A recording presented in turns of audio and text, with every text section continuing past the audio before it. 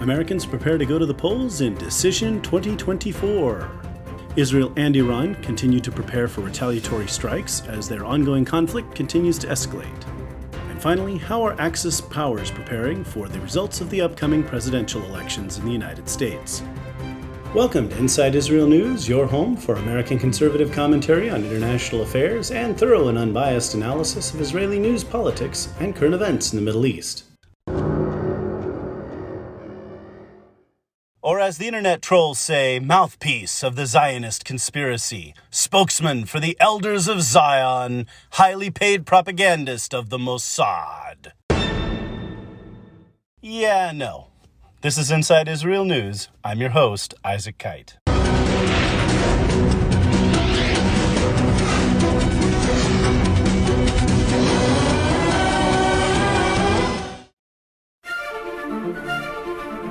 Welcome back, Insiders. It is I, your mad genius, your shadow president, your gregarious Vulcan, and your prophet of things to come. So many things going on. Oh, an exciting time to be alive. Trying to get this episode out before the election with my predictions and analysis. And then, of course, after the election, I'll be back with follow-up.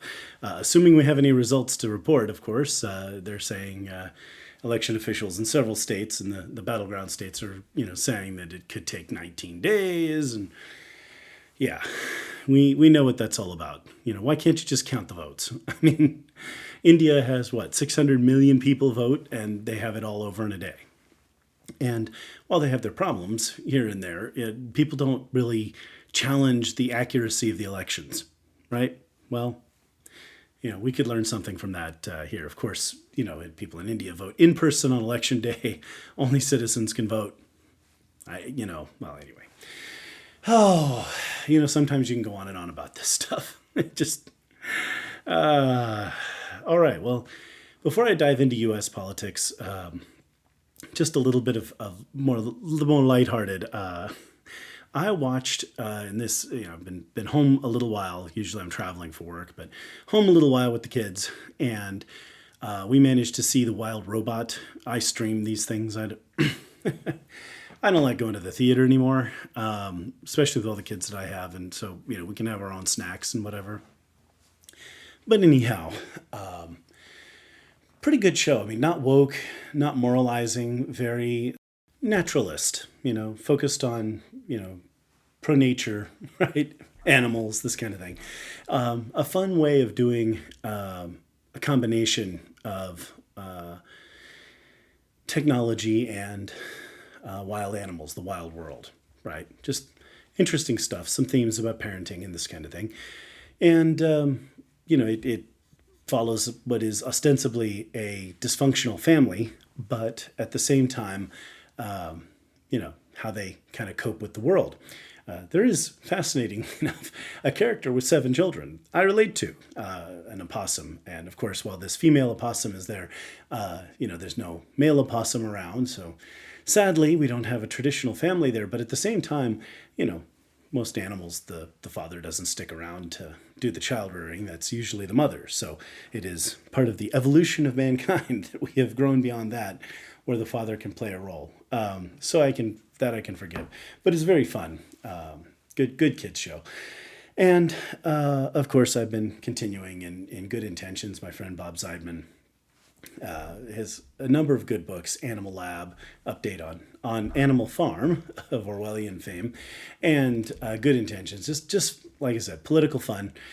What happens, good intentions. What happens if the woke good intentions of the world are taken to the nth degree, to an extreme, because people are still people. So we go forward into a world where, people live in this silly woke world and they have all these ideas, and, it's a little bit of fun.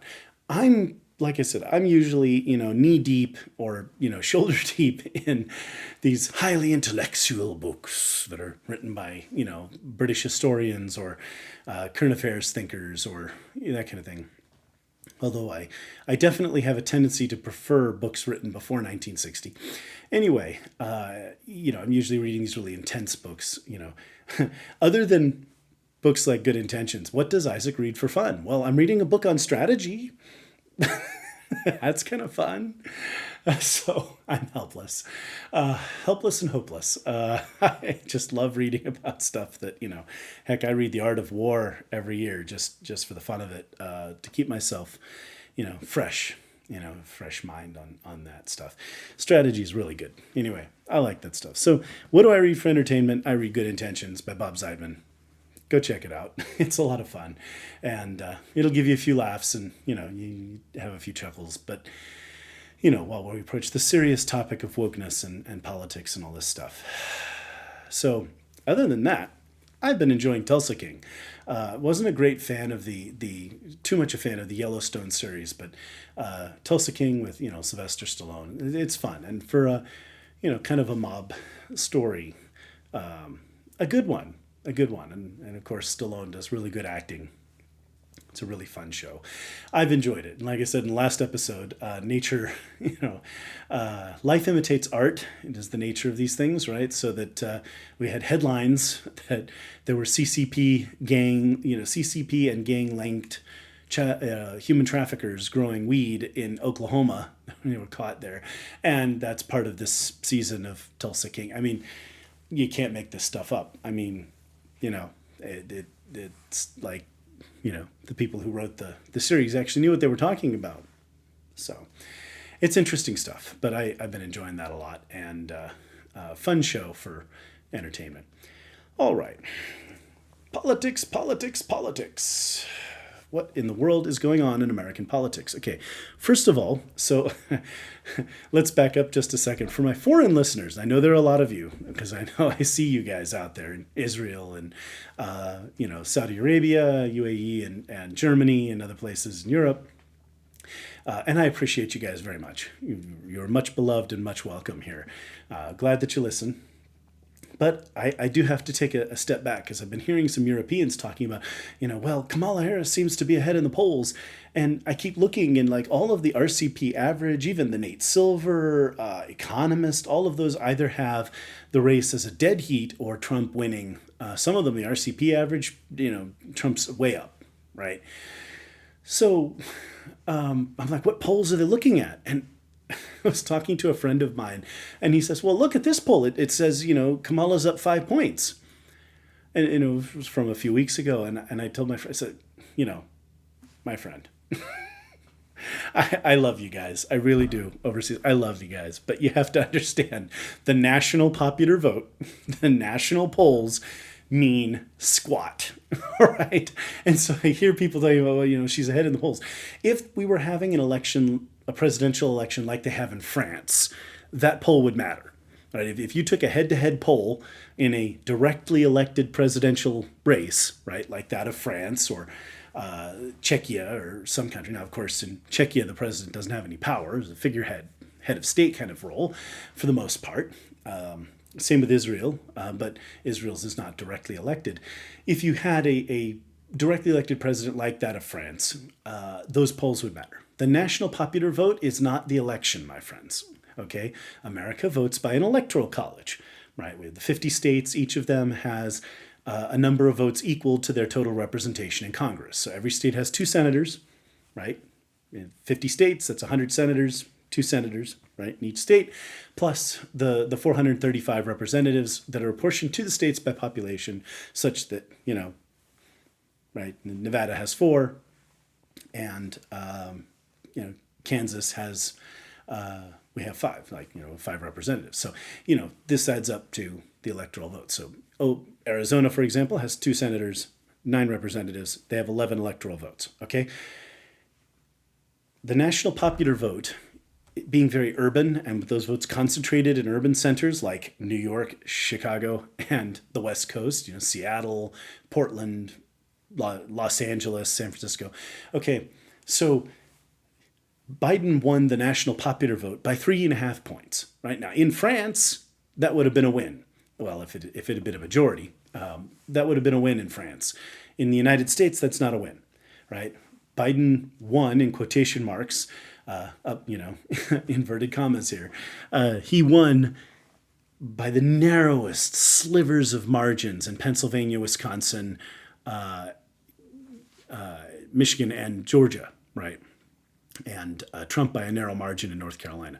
So the Democrat candidate has to win the national popular vote by 3.5 to 4 points to win the national election. If there's a tie, there's several polls out there right now, 48-48, right? 48 all, right? Trump versus Harris, 48. That's a landslide in the Electoral College right there. That means Trump wins the election hands down, right? If she had a 5-point lead, Harris would be leading the presidential election, but narrowly. And that's not the case. I'm going to talk about the polls here. So the national popular vote is irrelevant, does not elect the president, means absolutely nothing in our political system. And so I hear people talking about, her being ahead of the polls in Europe, and Europeans, it's like, guys, don't just look at that national popular vote poll and think that that's the election. That's not how it works in America. Thanks to Alexander Hamilton and the Electoral College. So, and the winner takes all system of the Electoral College is courtesy Andrew Jackson and the popular democracy movement of the 1830s. So, in any case, here nor there. The point is, the national popular vote really doesn't matter. I would like to see Trump win it, or for at least to be close, because the GOP has not won a national popular vote in a non-incumbent presidential election since 1988. And that should tell you something, because there have been Republican presidents in non-incumbent races who have won the presidency since then, and they have not won the national popular vote. Right. But in 1988, George Herbert Walker Bush Sr., as we call him now, but at the time it was just George Bush, because there was only one at the time, he won a big election in 1988. Then he went on to lose in 1992.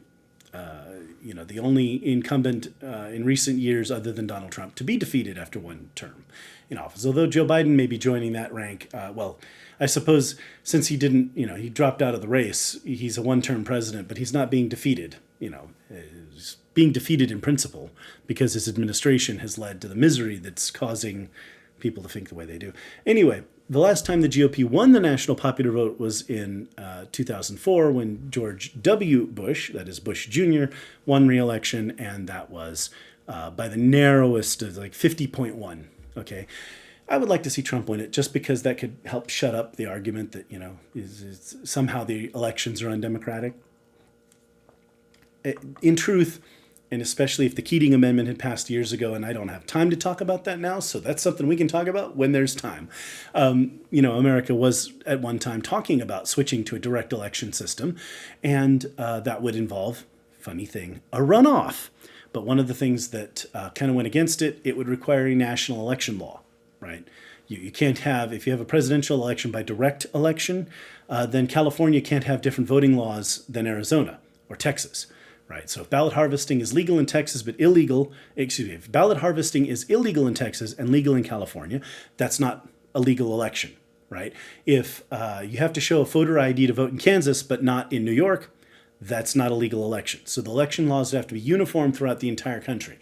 And that's something that a lot of people don't think about. But it's like, if you think about it, in 2016, if that had been the case, if you had to have uniform national election laws, one, and two, there were a runoff, then who knows how that election might have gone. Trump might have won the first round. Trump might have won the second round. Hillary might have won the second round. You never know, okay? But I bring up 2016 because in my analysis of it, more people voted to the right, the libertarians and another purportedly conservative candidate, plus Trump, added up to more votes than Hillary and Jill Stein, right? Okay. Anyway, so here we are. So the election in the Electoral College means that, you have your red states that are pretty solid red, you have your blue states that are solid blue, and then we have our battleground states. When we first started out, we had 7 battleground states. You'll hear people talk about 8. Why anyone ever thought Florida was a battleground state, I don't know. Let's not be delulu, as Gen Z so accurately and so concisely says. If you're Delulu, then you might think Florida's in play. Florida voted 20 points for Ron DeSantis in 2022 in a year that generally leaned Democrat. Yeah, Florida's a red state now. Forget it. Forget about it. So the 7 battleground states are, and I do this regionally, North Carolina and Georgia. Those are our southern states. right? And what we're seeing there right now, and kind of why Trump has a lead in both. Now, Trump won North Carolina in 2020, close race, but he won, and narrowly lost Georgia last minute, with ballots being counted late, wee hours of the night, large numbers of 90%, 96, 98% Democrat ballots and, ballot dumps in the middle of the night, Fulton County, right? Just the narrowest of defeats there. And we've seen some changes in demographics in the area. So one of the things we've seen this year is a slow trickle. We've seen since Trump ran for office in the first place, but especially this cycle. The trickle has turned into a flood in terms of African-American men. Black men are voting Republican, or voting for Trump, and some of them also Republican because they helped Kemp win re-election, in larger numbers. And that's a pretty incredible thing. That shift makes Georgia kind of out of reach. So we've seen different polls, but it looks like Georgia's pretty solidly in Trump's neighborhood, in his camp. But anyway, those are our two battleground states. Those are pretty good. I would say North Carolina is not really in play. There have been some polls purporting to show that Harris has a lead there recently, even with Trafalgar. But with the hurricane, it's hard to poll people in the western part of the state that are the more red areas. Those people are going to vote. Okay, prayers for them, by the way. God, I hope all those people are doing better. God, what a mess that was. So there's that. Those are our two southern states. Okay, the Southwest next, because this allows me to talk about another demographic shift: Arizona and Nevada. Now, North Carolina has 15 electoral votes, Georgia 16. Those are pretty big states. Arizona has 11, not a major player, but an important state. And Nevada has 6 electoral votes, right? So Arizona, Nevada, leaning more toward Trump. Atlas Intel, which is one of the more accurate pollsters out there. I like Atlas, Trafalgar, and Rasmussen. Those are my favorite pollsters. Rasmussen tends to lean a little right sometimes, but they're pretty accurate. Obviously, Marist and YouGov and all of them lean far to the left. So Quinnipiac, they tend to be left-leaning. So when I see a poll that has Trump in the lead in a battleground state by Quinnipiac, I take notice. I'm like, well, if the left-wing pollsters say he has a lead, well, skibbity, as Gen Z says, he has a lead. Trump slays. No cap. Anyway, so that's there. But what we're seeing in that area, what's impacting those significantly, is a shift in the Hispanic vote. I hate that term. I'm going to say Latino. I prefer that. All these people, there was a comedian at Madison Square Garden and he made a joke about Puerto Rico. Oh, Hispanics are not going to vote for Trump. I hate to tell people this, and this is really funny thing. Hispanics are not monolithic like that. I mean, they're not Hispanics. They're not just Latinos, okay? You have Cubans, you have Mexicans, you have Colombians and Peruvians and Argentinians and like San Salvadorians. I mean, there are people that are just not, they're not like, oh, somebody made a joke about the Puerto Ricans. That's too bad. Puerto Ricans are overwhelmingly voting Democrat, but Cubans are overwhelmingly voting Republican. And among Latinos et al., in 2020, Biden had a 24-point lead in that demographic, according to the CNN poll. So, CNN, not a right-wing pollster, right? According to CNN, Harris has a 1-point lead among Latinos. And that is huge. A 23-point shift toward Trump among Latinos is massive because it basically puts Arizona and possibly also Nevada beyond Harris's reach, right? And there's 17 more electoral votes. That's basically 1 vote more than Georgia, right? And just a couple votes more than North Carolina. So in the Southwest, the Latino vote is influencing heavily towards Trump. If Atlas Intel is to be believed, then Arizona is beyond Harris's reach at this point, and Nevada's pretty close. A lot of pollsters have them in the toss-up category, but it's tight, it's close. Okay, let's do some math here. All right. There are 538 electoral votes. Why? Because we have the 100 members of Congress, of the Senate. We have 435 members of the House of Representatives. And there are 3 more votes because the 23rd Amendment allows Washington, D.C. to cast 3 electoral votes, right? Okay, that's our election. 538, that's our universe. 270 is a majority. If you win 270 electoral votes, you win the presidency, okay? If Trump wins the red states, plus North Carolina, Georgia, Arizona, and Nevada, he's at 268. That puts him 2 electoral votes shy of a win. If he loses Nevada, then he's at 262, right? Nevada's not really that important at this point. Strategically, it really doesn't make a big difference to either camp because winning or losing Nevada will not be relevant to the race, okay? Winning Wisconsin, right? So Wisconsin has 10 electoral votes, and as I just told you, Trump's at 262 with Arizona, but not Nevada. 10 electoral votes puts him at 272. That puts him over the top, okay? So at this point, if we can believe that North Carolina, Georgia, and Arizona are in Trump's column, even if Nevada is, whether Nevada is or not, is not all that relevant. If Trump then wins Pennsylvania or Michigan or Wisconsin, which are our 3, Rust Belt states, that's our 3rd region up there. If he wins any one of those states, he wins the presidency. Harris, on the other hand, has to win all of them. And there's some others, which we're going to get into here in just a second, okay? But that just illustrates where the election is. Right now, Donald Trump is basically sitting right behind the line. If we're talking about this as a race, right? Donald Trump is sitting 2 votes away from the finish line, right? Harris isn't 2 votes away from the finish line, all right? Wisconsin has 10 electoral votes, right? Michigan has 15, right? Pennsylvania has 19. Okay, so I mean that's a lot of votes, right? It's 44 electoral votes. That's the swing right there. And as far as I'm concerned, those 3 are the battleground states. Really, those are what we're fighting over. There are polls that show Trump. Atlas Intel has Trump in the lead in all 3 of those states. Trafalgar has Trump in the lead in Wisconsin and Pennsylvania. Rasmussen has leads in those states. Michigan is a toss-up in a couple of polls. So, there you are, right? But Trump only has to win one of them, and he's elected, right? Assuming, of course, that he wins Arizona, Georgia, and North Carolina. But it demonstrates kind of how our elections work.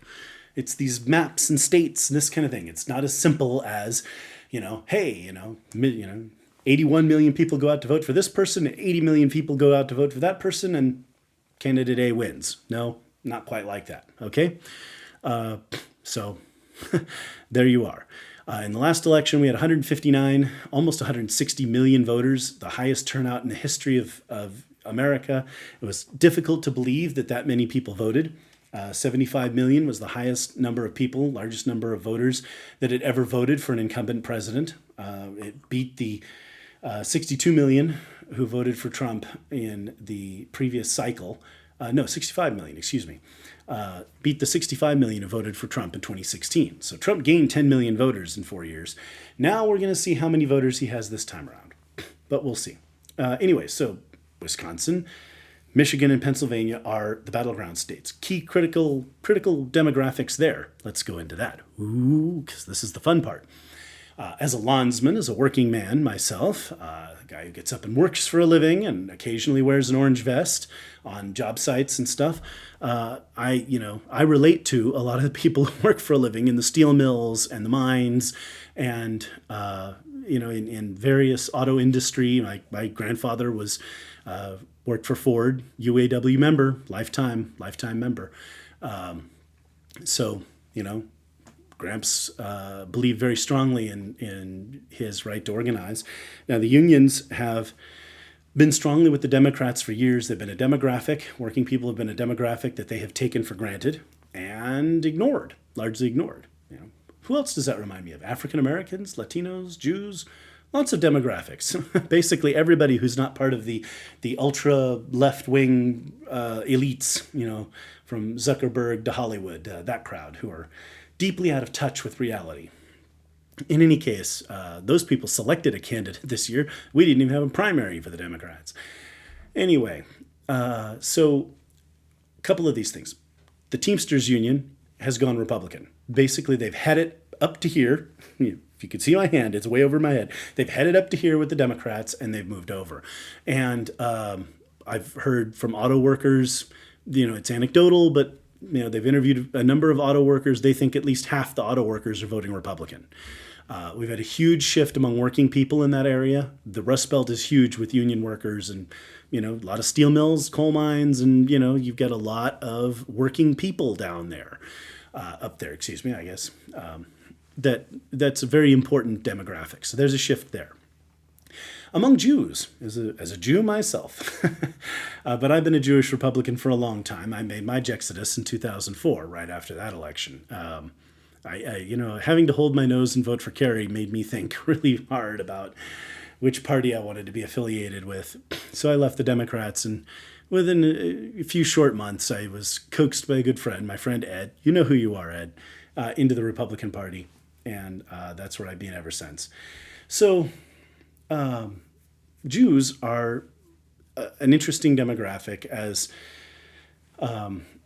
I've talked about many times before, and Dennis Prager talks about this all the time. Basically, half the Jews in America are secular leftists. They're Marxists. Right?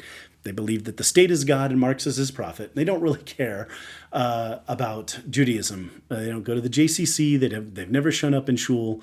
Right? Our big joke about what's the difference between a secular leftist of Jewish descent, an SLJD as we say. What's the difference between that kind of person and Donald Trump? Well, Donald Trump has Jewish grandchildren, right? Anyway, these people have no connection to Judaism, and so their kids don't marry Jews, and then after a couple of generations, they don't even know and they don't even care. They just don't want to call themselves white, so they say they're Jewish. Anyway, the other half of the community are Jews who really care. Well, that's shifted a little bit. I have seen a large number of secular Jews, formerly secular left Jews, who have trickled back into the club, and while they're still left-leaning, most Jews are. We've been kind of in the liberal camp, classical liberal to social liberal for some time.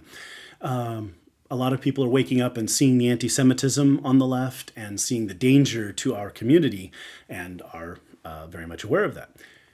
Case in point, Kamala Harris got in trouble with CNN. CNN, okay, it's not Fox News, it's not Newsmax, it's not, the Epic Times. It's CNN, right? Blasted Kamala Harris for running ads that, in Pennsylvania, it's just, we stand strongly for Israel, we're, pro-Israel and this kind of thing. And then in Michigan, Dearborn, they're running ads, showing how she's critical of Israel, and she's going to be tough on Israel, right? Well, Trump just had a rally in Michigan with the Muslims. I'll come to them next with Arabs. So Jews are an important demographic, especially in Pennsylvania. They make up a larger percentage of the urban population and suburban population in Pennsylvania than in many other places. So their votes are going to be part of the swing. I mean, obviously, if Jews vote, 40, 50% Republican in Pennsylvania, that's going to dilute a lot of the urban vote and weaken the Democrats' margins in the urban centers. Well, if Trump's got strong margins in the rural centers, and it looks like rural Pennsylvania looks pretty good for Trump right now, there you go. Demographics in Michigan, there was dump over to the Arabs. Polls of Arabs show that about 1 in 3 Arab Americans wants to vote for Trump.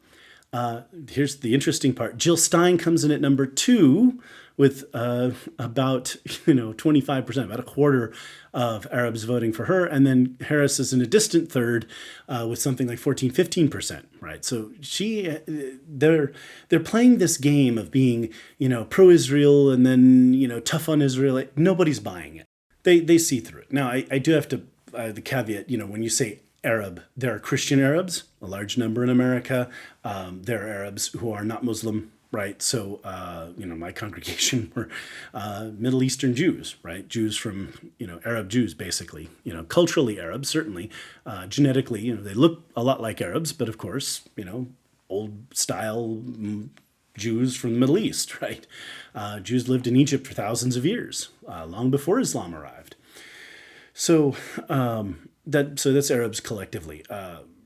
So there are a number of Muslims who are, especially young Muslims, who are looking at Donald Trump and saying he could achieve peace, and seeing that he gets results like the Abraham Accords, right? That he's a much more effective leader for the Middle East. And one of the interesting things about Arab culture respects a strong leader, right? They don't like weak leaders. They prefer a strong leader for their cause, but, at least with a strong leader, look, if Trump can get in there and we strangle off Iran's economy, Hezbollah and Hamas basically go away and the Houthis weaken, right? Without resources, without money, without missiles, without drones, without any of the resources they have now that all come from Tehran, then the Middle East will be a more peaceful place and a much more stable place, a safer place for the Saudis and the Emiratis and Israelis, funny thing. And maybe within a generation, we could achieve some peace with the Palestinians if they're willing to give up their racism, at least to the degree that they stop trying to kill us, right? We could go with that. But I think most people in the Arab world are over it, right? Like, let's create a peaceful world where we can all prosper together and, end this conflict. It's doing nothing for anyone. Israel's not going anywhere, and the constant antagonism doesn't help us. So that's there. And of course, in Wisconsin, you still have a lot of Rust Belt voters. I wouldn't normally think of Wisconsin as the Rust Belt, but on some maps, they include parts of Wisconsin. So I'll go with Rust Belt as a regional name for these three states. Wisconsin has 10 electoral votes. Curiously enough, middle-class Somali community leaders are voting for Trump. They just came out and endorsed him. Turns out, hey, Somali immigrants are dealing with inflation, high cost of living, incompetent government. They're tired of all these things and they want change. Now, they're not, representing the large majority there, but a significant constituency. So this will be interesting to see how they're voting. So some shifting demographics going on in the country there. All right. So those are the last three battleground states. So I've covered the 7 traditional battleground states. However, if you go to the Atlas Intel polls, there are some toss-ups right now. Which states are those? And they are not states that the Harris campaign wants to be toss-ups, let me tell you. So in the South, we have Virginia. There are polls that have shown Virginia with Harris with a 2 or 3 point lead. That's very close. That's dangerously close. Trump could flip Virginia this time, especially with non-citizens being removed from the voter rolls and clearing off some of the other people on the voting rolls who were deceased or what have you. They've cleaned up their voter rolls. Of course, the Democrats sued them over that, and Governor Youngkin had to go to the Supreme Court to get an injunction to allow them to perform this act. Boy, why would you oppose removing non-citizens from the voting rolls? I mean, if those people are citizens, they can just walk in and re-register, right? Prove that they're citizens, but the Democrats say that they don't want non-citizens voting, and then they quietly look the other way. Anyway, so Virginia, very tight. 13 electoral votes.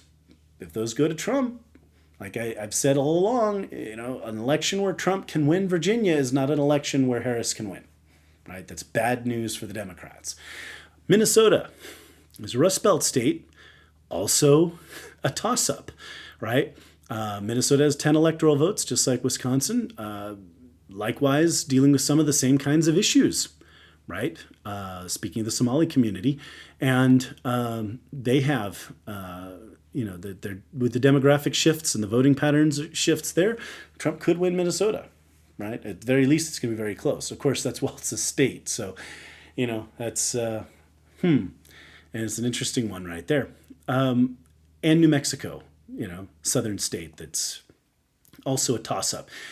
You don't want those states to be toss-ups. The Democrats don't want to be spending money in those states. Speaking of their money, they've pulled their ads from North Carolina. The Harris campaign clearly knows they're not going to win North Carolina, so they pulled their ads out. They're moving that money elsewhere.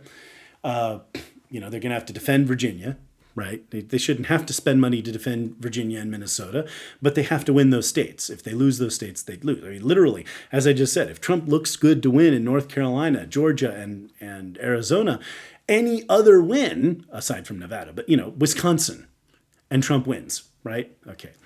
Well, let's talk about a region that isn't on the map. We did not have any swing states in New England, but New Hampshire is now up for grabs. It's a toss-up, right? So Trump could conceivably win New Hampshire. I don't know that he will.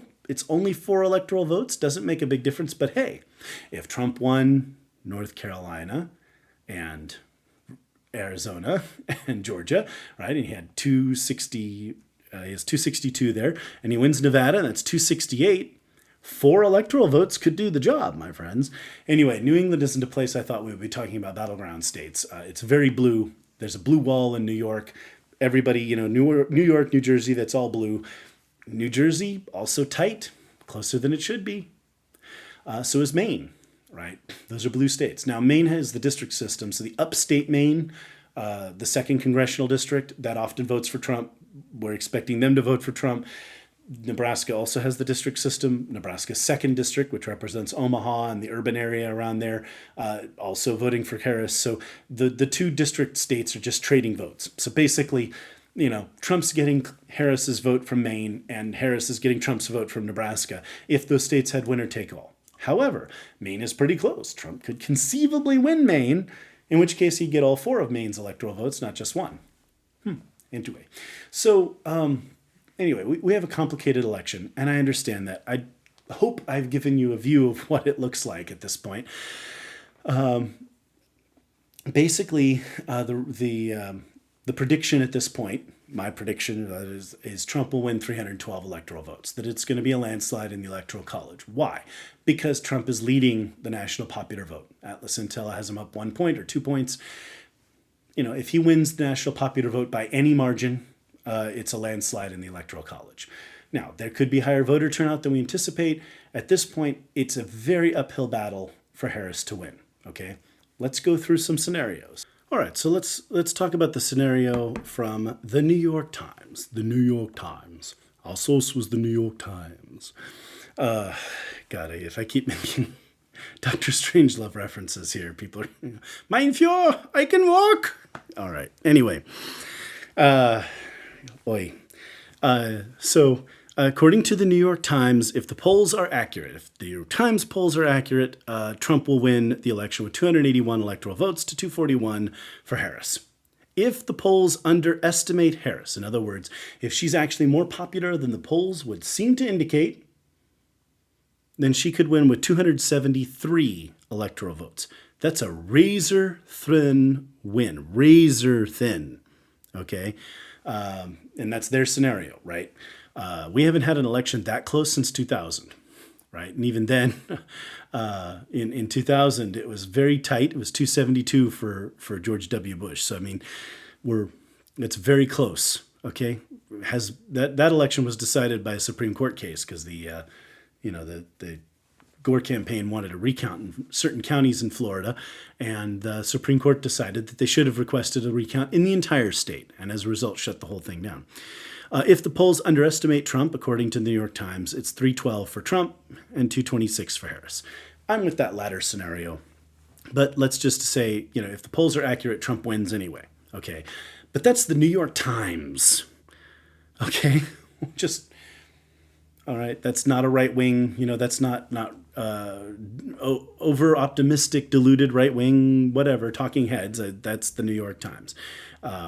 And a number of people, including Rasmussen, are predicting either 312 or 297. I think the last Rasmussen prediction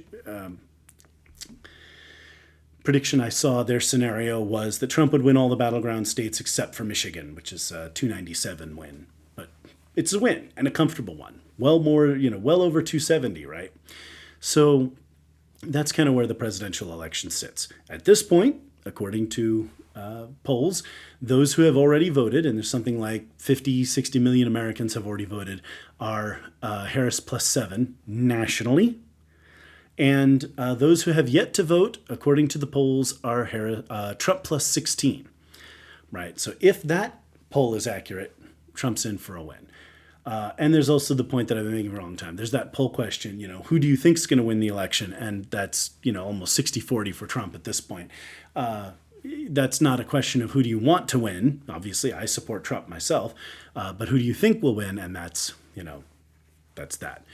Where do you get that perception from? Well, your coworkers, your family, your feeling, clearly, there's something out there, whether you support Trump or support Harris, where you feel like this is going to happen. That's an interesting poll. All right. So my prediction is 312. I'm going to go with it. We'll see how it turns out. it would be nice to see Trump flip Virginia and possibly Minnesota. If he flips Virginia, it'll be 325, assuming he wins all the other battleground states, the 7 battleground states. And I'm assuming that if it's the kind of election where Virginia could flip, I would assume then that Trump's going to win Wisconsin, Michigan, and Pennsylvania, right? So who knows? If he won Minnesota and Virginia on top of all of that, it would be 335. Could be more, but we'll see, right? We'll see how the vote turns out. So there you go. There we are. And I hope Trump will win the national popular vote. I don't hold my breath. It would be a very nice thing if he did, because it would shut up some of the claims of illegitimacy and, it's undemocratic and all this kind of nonsense. Like I said, we'll see how that goes. All right, Senate. All right, so let's talk about the Senate map. All right, really quick about Congress. For those who don't know, the Constitution says we have 2 senators for every state. So 50 states, 100 senators, right? They used to be elected by the state legislatures, but the 17th Amendment changed that. So now we directly elect them.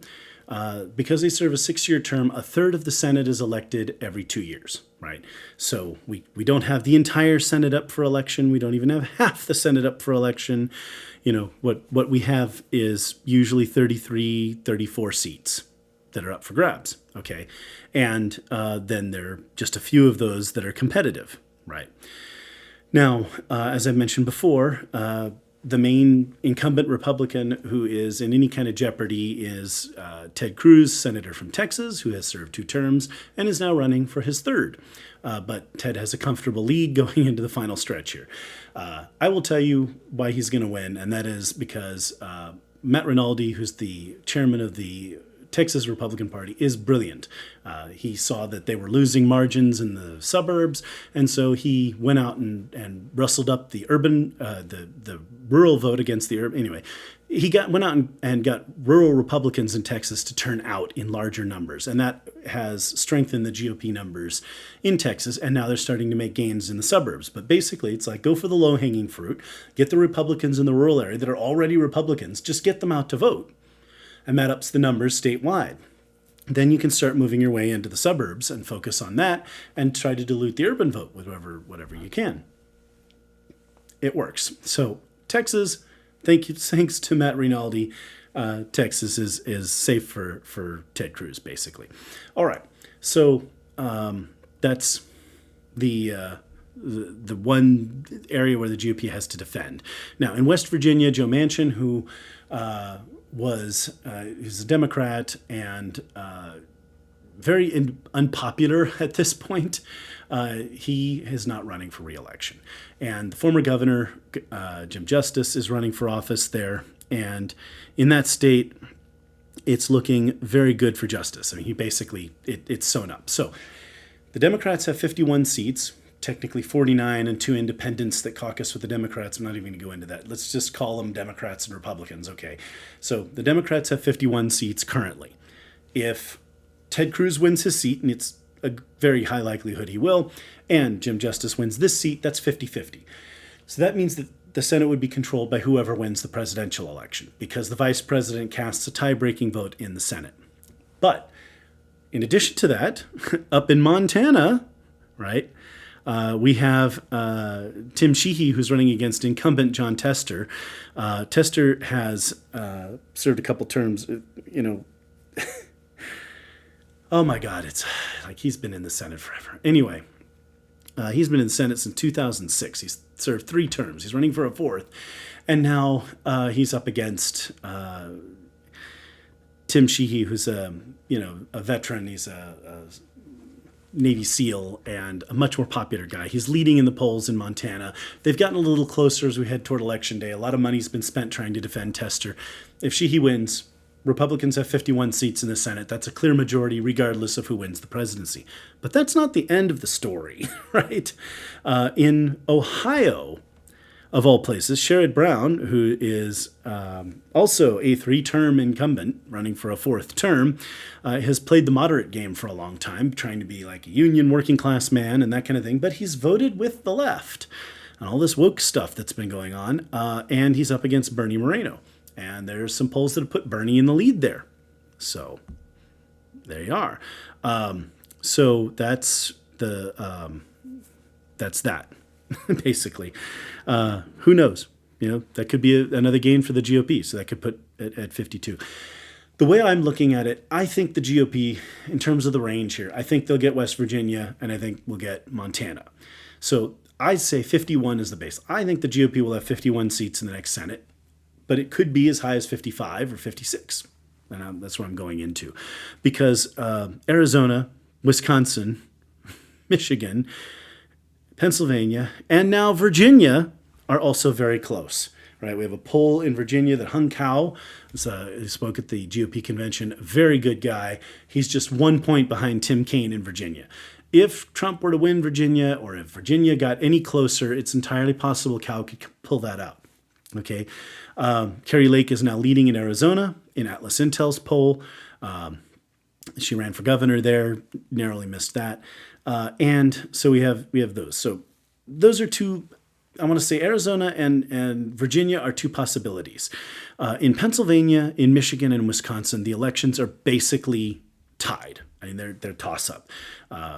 McCormick is running against Bob Casey in Pennsylvania. I don't want to go into a lot of these. You have the election in Michigan where Debbie Stabenow, longtime Democrat senator there, 4 terms, right? 24 years, it's a long time to be in the Senate, is retiring. And Elisa Slotkin is the Democrat running to succeed her. And Mike Rogers is running, and it's been close. Mike could win that. I certainly hope he does. Michigan could use better representation. So that's another race to keep an eye out. Wisconsin is the next one. So Tammy Baldwin is there, and she's, she's been in office since 2012. She ran in 2012, so she's served 2 terms. She's seeking her 3rd, and she's running against former Governor Eric Hovde. Now, I think I call him Hovde in one. It's funny. So I have a hard time with some of these names. Like, in German, it's Hofte. And, you wouldn't, when we anglicize names, they don't always, make sense. So, like one of my German families, Hugel, Hugel is very easy to say in German, right? And then you bring it over here, Hugel, the Hugels. And you're like, what in the world? It's not Hugel. Hugel. Okay, if you have to. Anyway, I find those kinds of things embarrassing, but they, like if you learn other languages, you end up mispronouncing names and that kind of stuff. I used to go on Bobby Gunther Walsh's show in Pennsylvania, and I'd call him Gunther. And he's like, I'm not German. It's Gunther. And I was like, oh, I'm sorry. As soon as I see it, I immediately, Herr Gunther. Anyway, so it's interesting stuff. So, all right. So the GOP is likely to gain 2 seats, but if they gain Arizona, Wisconsin, Michigan, Pennsylvania, Ohio, and Virginia, that would be, right, a total of 6. So that would then put the GOP at 55 going into the next Senate. And the GOP is going to need a wide margin going into the next Senate. First of all, there are, Republicans in name only, rhinos like Barbara Murkowski from Alaska, who are in the Senate. She might as well re-register as a Democrat at this point. And you also have the fact that since Republicans will not overturn the filibuster, it's going to take 60 votes to close debate, to bring cloture, so that you can pass legislation. And at this point, I like John Fetterman. Is one Democrat that I can point to and be like, there's a guy who stood up against anti-Semitism, but he doesn't support the Republican agenda. So finding 5 Democrats to vote with the majority to close debate is going to be complicated. So there are going to be a lot of filibusters there. So we'll see how that goes. In the House, I'm only going to speak just briefly, right? Because there's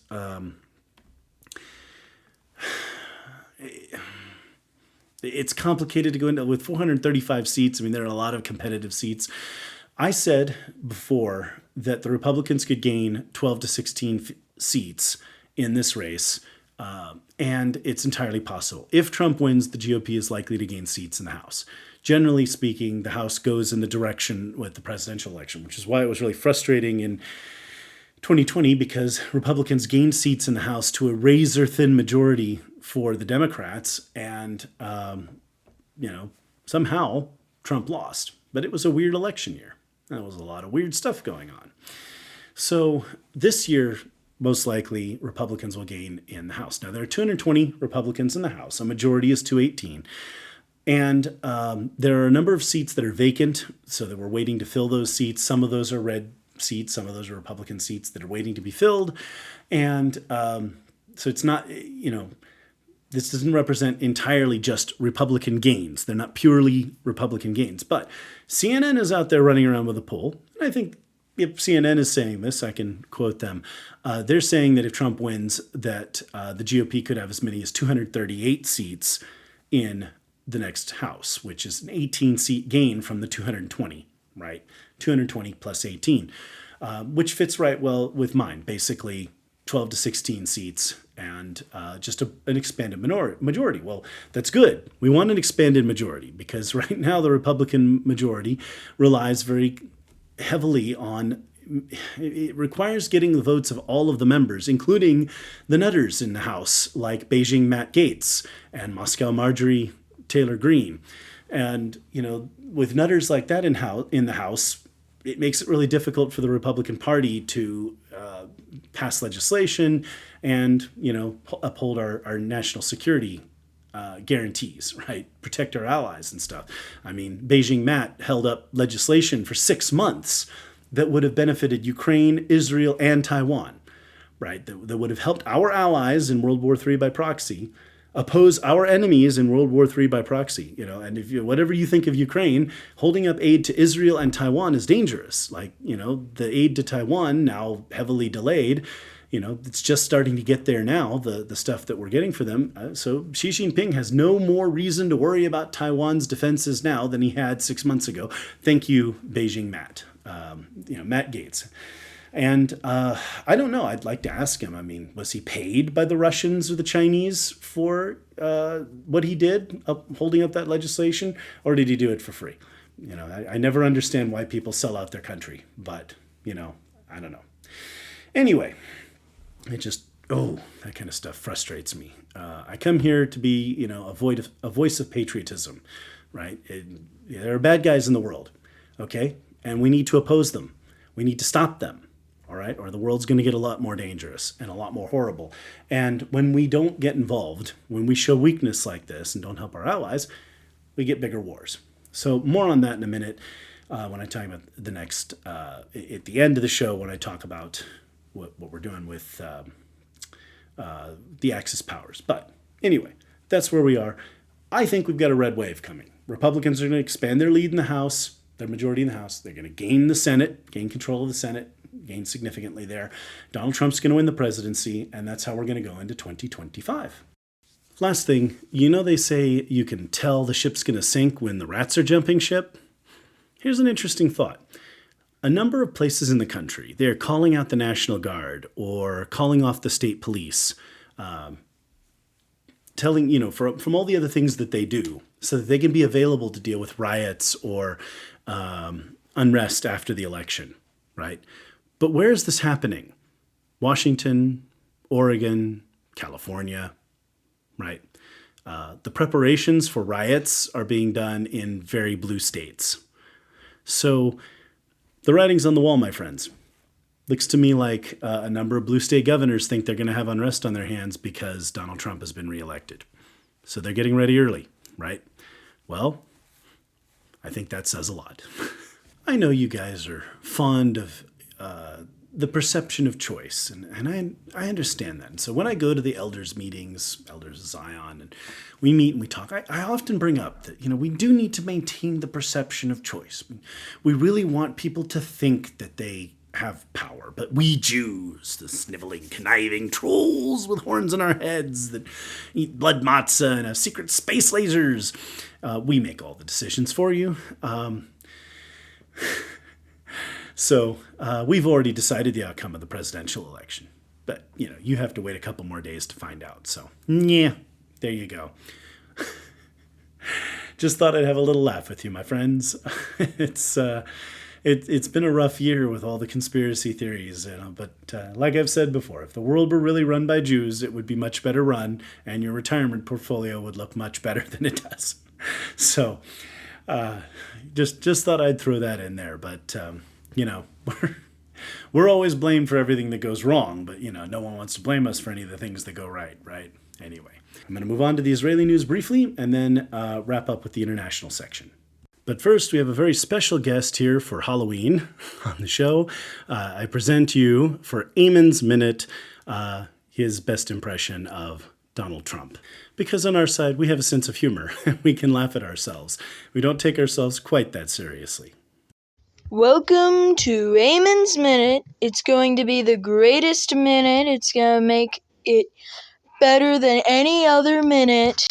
My father, Isaac, he's never been great at minutes. I have way better minutes. In fact, I'm thinking a lot about making even better minutes. They were the greatest minutes, the greatest ideas. There's never been greater ideas. They're gonna be the greatest, always gonna be the greatest. The podcast, it's the greatest podcast, better than any other podcast. Kamala, she's always going to be mid. She's so mid. I'm starting to think she's from Middle Earth. The worst part is she's a lawyer. She's the worst lawyer, never been a worse lawyer. Today we're going to be talking about the vote. The greatest vote. Make sure to vote for Trump. He's going to make it better than ever. It's going to be the best country ever. It's the best country. Never been a better country. We're going to be able to 1,000 walls all over. We're going to build a wall in Korea. We're going to build a wall in China. Make it a greater wall and the Great Wall of China. And that's Eamon's Minute. Back to you, Dad. Visit the Inside Israel News store on Etsy to get your swag and support the show at the same time. You can get the Promised Land shirt or the Now You're Messing with the Son of a Mensch shirt or other interesting swag, phone cases, and such at the store. Go to Etsy, look up Inside Israel News, or you can go to the website, insideisrael.news, and click on the image of the store, of the items for sale. Get your swag and show your support for Israel today.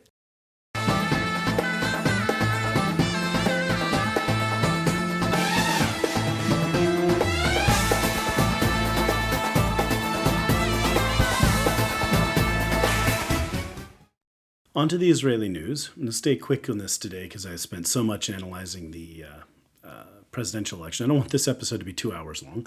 Okay, so we had the Israeli response, which I talked about in the last episode, and what could have happened, what did happen. All right, so Israel has left Iran with no air defenses to speak of, and has destroyed their ability to make ballistic missiles. They're obviously going to repair those ballistic missile capabilities, but and of course, destroying the Iranian Guard headquarters in Tehran. I mean, all of this weakens the regime, but only slightly, right? But it leaves them naked to future attacks, and it demonstrates their weakness. Okay, we've already had more protests in Iran as a result, and not big protests, but one woman was attacked by the religious police, and they for not wearing a headscarf, they tore her clothes, and then she ripped them off. You can see the video of her walking around in her underwear, basically like, okay, if you're going to tear my clothes, I'm going to walk around like this. What do you want me to do? Right? This is at a university, as it were, and she's since been disappeared. She was beaten, arrested, and has been sent to a mental institution. Basically, she's gone. We'll be lucky if we ever see her again. God, I hope she's alive and okay. That would be wonderful. I don't hold such optimism. But there are also videos of Iranians destroying vehicles of the religious police and that kind of thing. So we'll see if unrest follows, but unfortunately the regime has a lot of power. It's going to take time to whittle down that power. And it would help if there were sanctions. So if Donald Trump wins, the Iranians are going to be under much heavier sanctions starting in January. But it'll take a year for that to kick in. So we could be in this another year, right? This back and forth with Iran. Anyway, so last month, Hezbollah sent a drone from Lebanon to bomb Bibi Netanyahu's house. He wasn't home and no one was hurt. But the attempted assassination is something the Israelis take separately, take seriously and are going to respond to separately. So the Security Cabinet has already authorized an attack that is being planned now in response to that particular attack, regardless. So the last attack on Iran was in response to the ballistic missile attack. Israel is going to have a separate attack to respond to the attempted assassination of Bibi. Meanwhile, Iran has said that they're going to respond, even though they shouldn't. Everyone's saying, well, de-escalate, whatever. Well, the Iranians can't do that. They have to save face. So they're saying that they're going to respond. And there's been some satellite images of ballistic missiles moving around in Iran, some reports of that. So they may attempt to do this again. Now, this time, Israel has, American THAAD missiles to defend them. They have the Arrow missile system, which is an excellent missile interceptor, and, Iron Dome. So Israel is going to have a much, they're pretty well protected as they're attacked this time. But still, it's back and forth with Iran.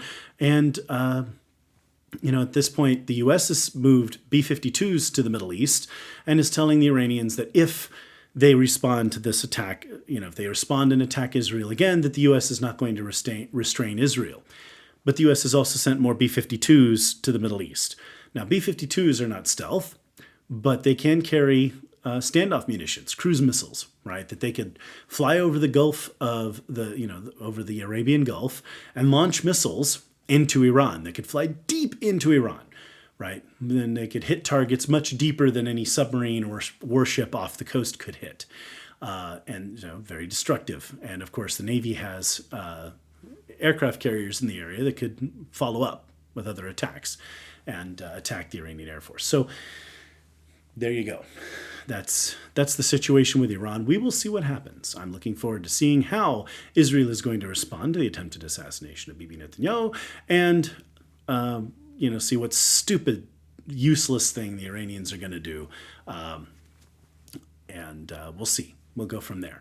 Hopefully, Iran's nuclear program will be on the chopping block soon. Now, lots of people have been talking about it's really hard to hit that, and you have to, blast away at these fortifications to get at them because they're deep underground.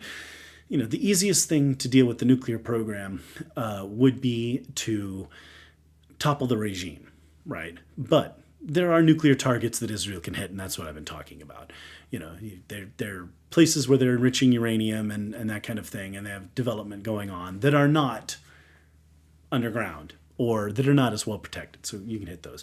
And then there's the Iranian oil facilities of Karg Island, where 90% of their oil flows out to the rest of the world, which is still potentially a target. Okay, so on that.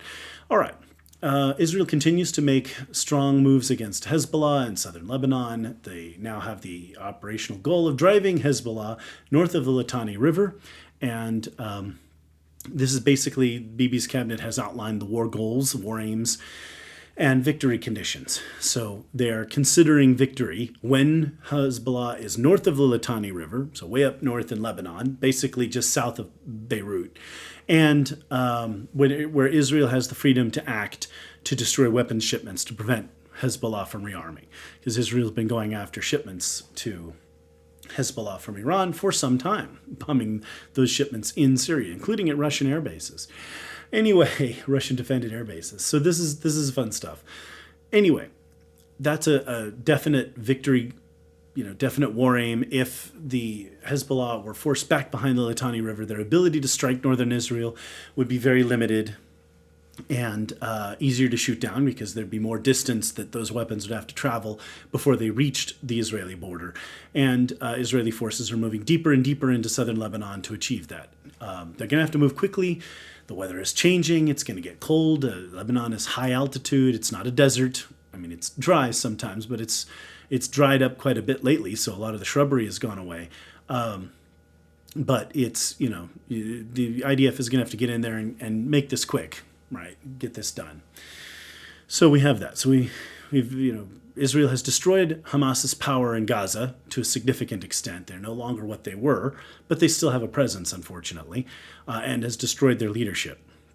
Now Israel's doing something of the same thing in Lebanon against Hezbollah and will drive them back, and then maybe the Lebanese army can move in and take charge, and we can have a more peaceful situation. Again, if the money dries up from Iran, if the sanctions are put back on Iran, then Israel will win this in the long run. A year from January 20th, if Trump wins, a year later, Iran will be bankrupt, and they will not be able to send weapons to these other countries. And they know that, so they may have to make some kind of deal, right? I don't know that I would make a deal with them, even if I were the Donald, but we'll see. If he gets a good deal and they really change their ways, who knows? I mean, I like to believe that people can be better than they are, but, reality has proven that pessimism is usually the better way to go. You have to prepare for the worst. Hope for the best, prepare for the worst. I just don't think, I don't think these people are willing to change. So that's the situation. There's still some fighting in Gaza here and there. It's small scale. The death of Sinwar and several other Hamas leaders. Hamas as an organization is definitely not what it was. So now that situation is calmed down quite a bit, but the conflict will go on for some time. And, there's a problem with Hamas stealing aid and food aid and all this kind of thing. So, that's still happening.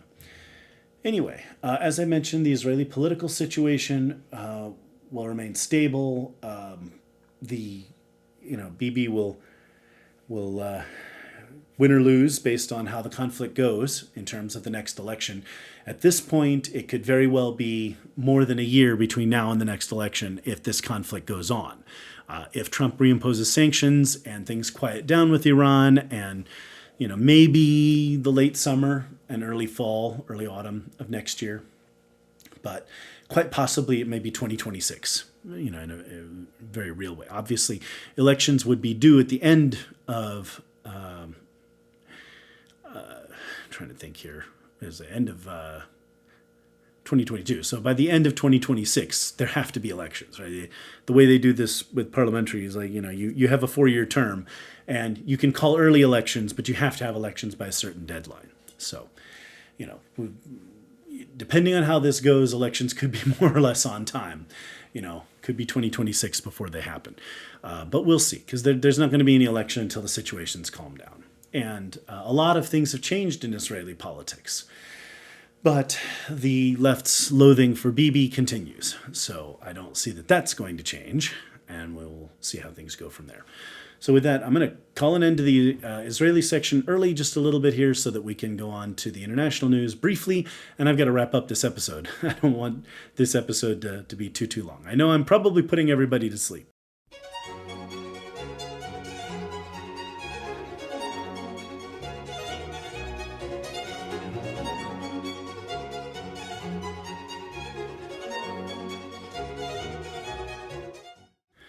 Well, my friends, brief international section today. We're hearing that North Korean troops are very soon going to be fighting against Ukraine. I talked about World War III by proxy. I talked about how these guys were allies, and some people didn't believe me. Well, I love being right. Boris Johnson and I. Boris Johnson for some time we've been right. But one of the interesting things about learning a lot of history, you gain some insight, and I definitely try to offer you and afford you the benefit of my insights. But here we are, World War III by proxy. So just briefly, how are they looking at the presidential election? All these people out there biting their nails. Oh God, if Trump wins, Ukraine's going to be cut off. And really, people? Mike Pompeo had a great interview with the RJC recently with Norm Coleman, former senator, and Matt Brooks, who's the head of the RJC, Republican Jewish Coalition, for those of you in Rio Linda. Anyway, they had a really good interview with Mike Pompeo. I really like Mike Pompeo. I'm looking forward to him being back at Sec State. And I really wish you were the kind of person who could run for president in America. If America had a parliamentary system, guys like Mike Pompeo would be, prime minister, or at the very least, very high up in the government, more influential than just a secretary of state or national security advisor. But Mike Pompeo did really well in the interview. He made a good point, though, that they asked him, well, what about, the Ukraine thing and Europe and all of this? And it's like, look, he goes to Europe and there are all these European politicians biting their nails. Oh, God, oh, God, oh, God, Trump's going to cut off the aid. And he goes to them and he says, hey, where did the Javelin missiles come from?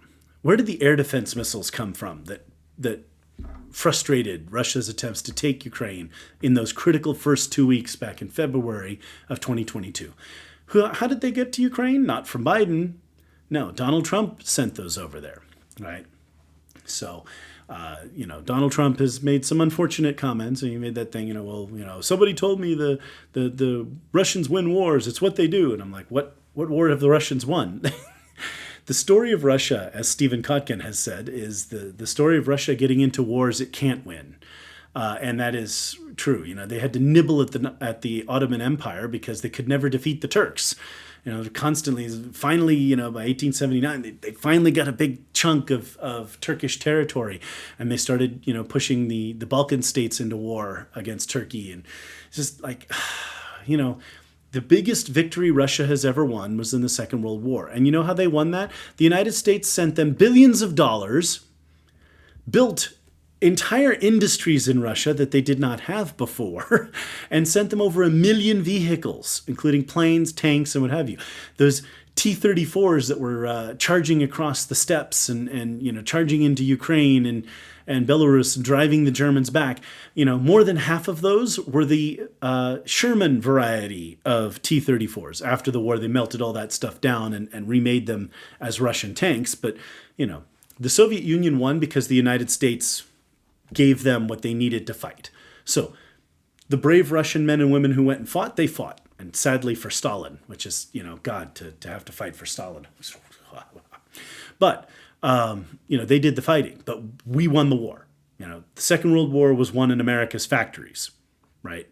And right here behind the lines by, people here. Now my grandfather, who was that Ford UAW worker, was also a veteran, and he fought at Okinawa.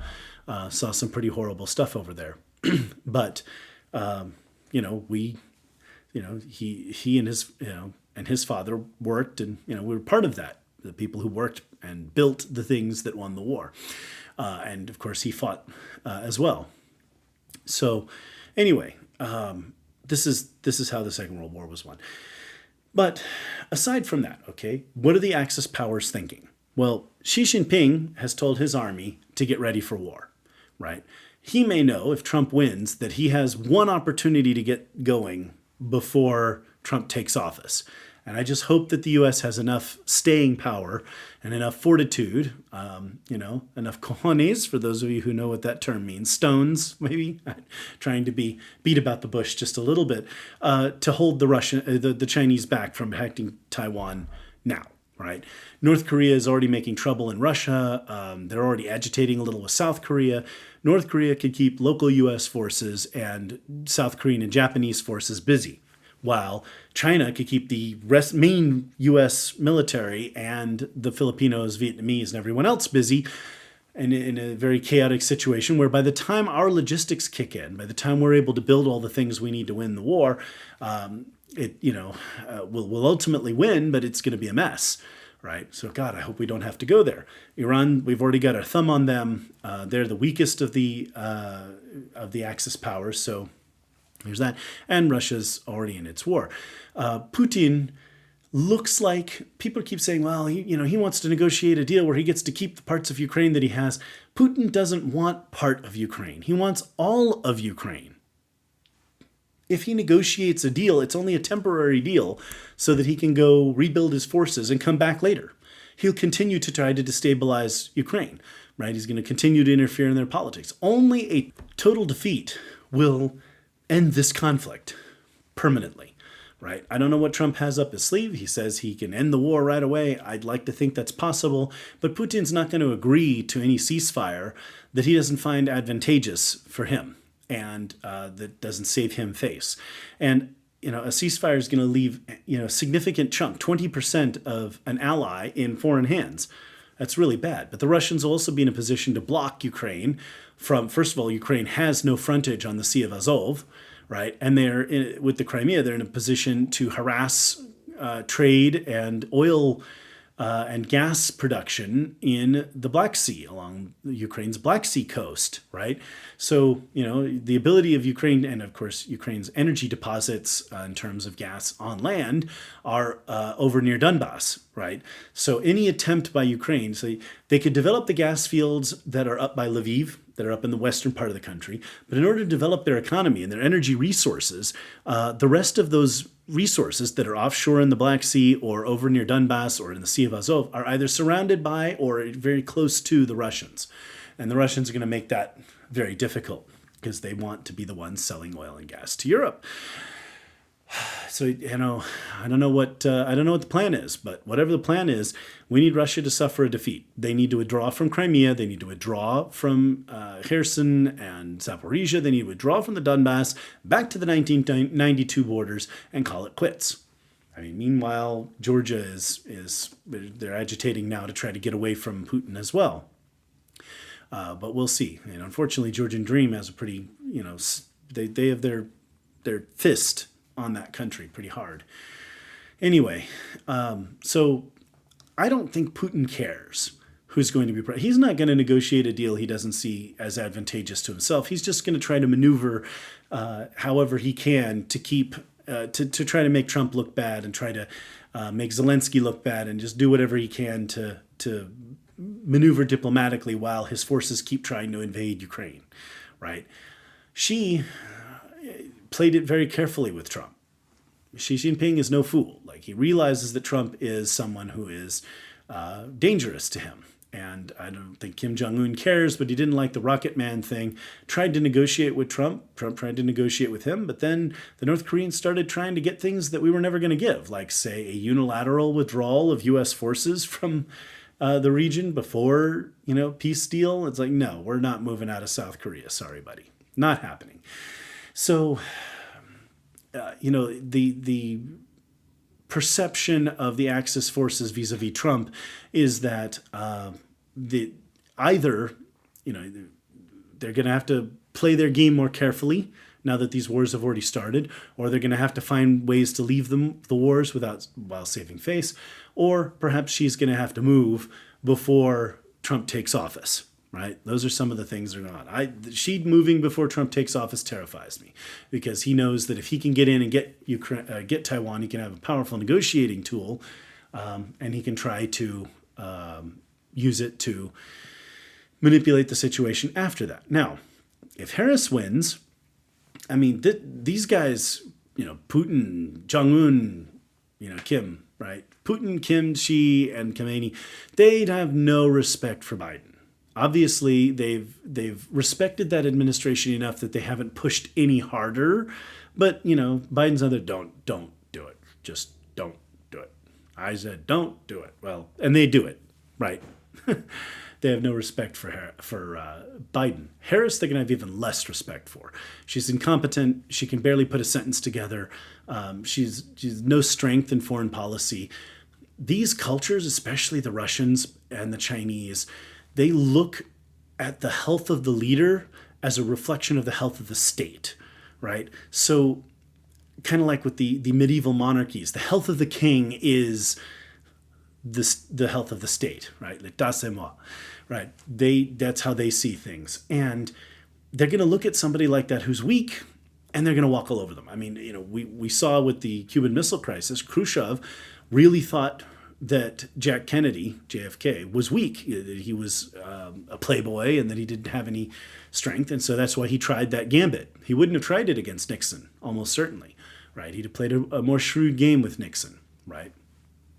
So, we'll see what plays out here. But from their point of view, a lot of people are saying they don't really care who wins, honestly.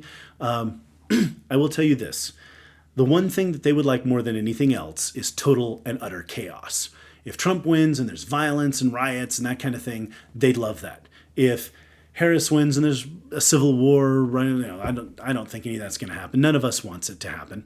If there's chaos, that's going to be a win for them, right? Right now, the most likely scenario is Trump wins. When he wins, if there's chaos and disturbances and that kind of thing for the next few months, we will be heavily distracted before Trump comes into office.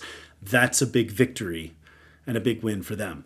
The best thing that could happen is let's just have a fair election. We are going to make a decision either way, and then we're done with it. Let it go. All right?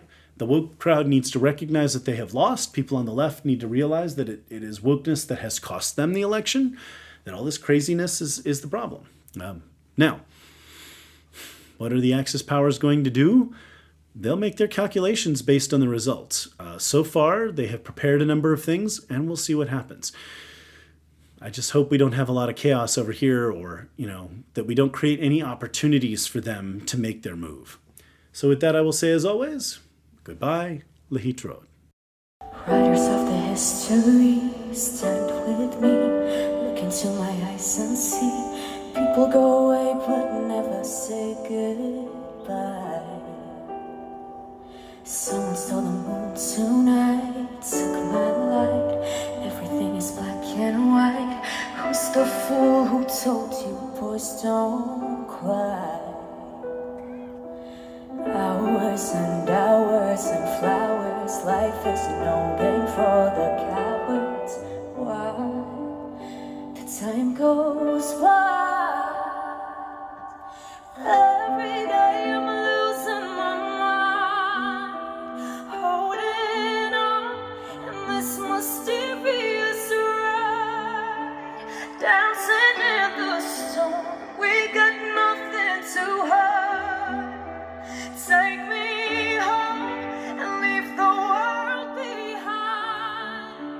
Baby, promise me that never again. I'm still wet from this October rain. October rain.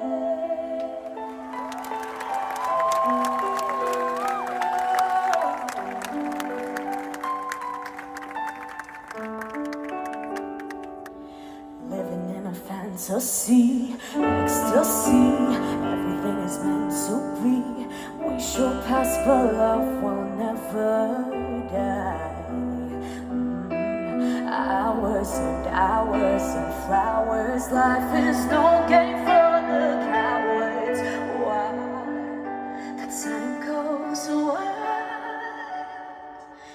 Every day I'm losing my mind, holding on in this mysterious ride, dancing in the storm. We got nothing to hide. Take me home and leave the world behind. Baby, promise me that never again. I'm still wet from this October rain. October rain.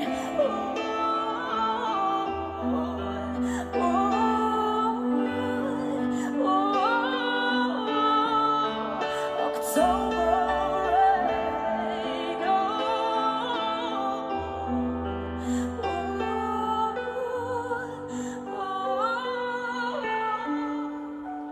Baby, promise me that never again. I'm still wet from this October rain. October rain.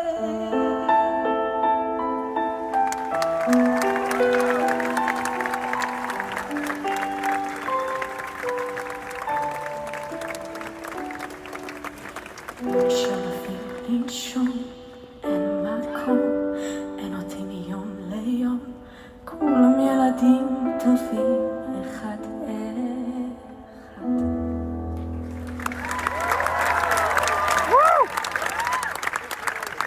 Bring them back home now.